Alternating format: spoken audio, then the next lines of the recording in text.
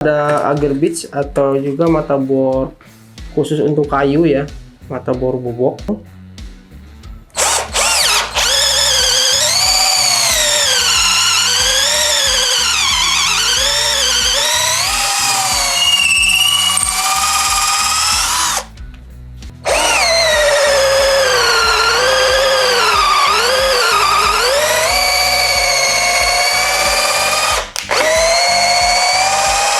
Ini untuk hasilnya dia cukup rapih ya.